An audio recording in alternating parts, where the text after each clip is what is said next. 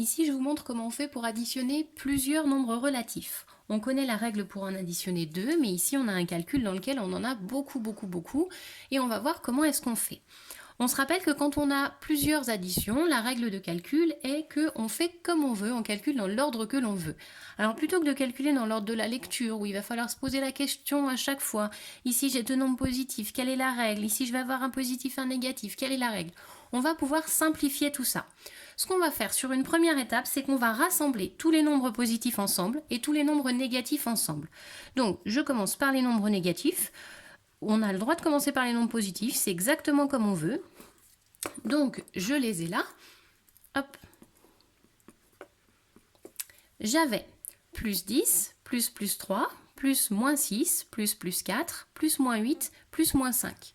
Je rassemble les nombres négatifs ensemble, donc ça va me faire moins 6, plus moins 5, plus moins 8. Et on va continuer avec les nombres positifs. Plus 10, plus 3, plus 4. L'ordre dans lequel on les écrit n'a pas d'importance. Ce qu'on veut faire, nous, c'est rassembler les négatifs ensemble et les positifs ensemble. Étape suivante, je vais additionner tous mes nombres négatifs. Je connais la règle d'addition quand les nombres ont le même signe. On va ajouter toutes les parties numériques et on va garder le signe. Donc ici, mon résultat va être négatif. Et si j'ajoute 6 plus 5, ça fait 11. 11 plus 8, ça fait 19. Donc ici, je suis à moins 19. Je vais faire la même chose avec mes nombres positifs. Je vais additionner mes trois nombres positifs. Donc j'additionne les parties numériques. 10 plus 3, ça fait 13. 13 plus 4, ça fait 14. Et le résultat est positif. Ces deux nombres-là, je les ajoute. Ici, je me retrouve sur une étape où j'ai seulement deux nombres relatifs, un négatif et un positif. On sera toujours dans ce cas de figure-là sur la dernière étape de calcul.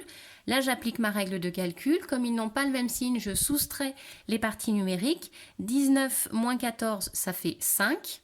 Pour savoir si le résultat est positif ou négatif, je regarde celui des deux qui a la plus grande partie numérique. C'est celui-ci, 19 est plus grand que 14. Le nombre est négatif, donc mon résultat va être négatif. Et on a dit que sa partie numérique, c'était 5, puisque c'est le résultat de ma soustraction. Donc, quand on a plusieurs opérations, on va bien vérifier qu'on n'a que des additions. On va rassembler nombre négatif d'un côté, nombre positif de l'autre. On a le droit de mettre les positifs en premier et les négatifs après. Ça n'a pas d'importance. Ensuite, on les additionne. J'additionne tous les négatifs ensemble, ça me fait un nombre négatif. J'additionne tous les nombres positifs ensemble, ça me fait un nombre positif. Et une fois que j'en ai un de chaque, j'additionne mon nombre négatif et mon nombre positif en appliquant la deuxième règle qu'on avait vue sur l'addition de deux nombres.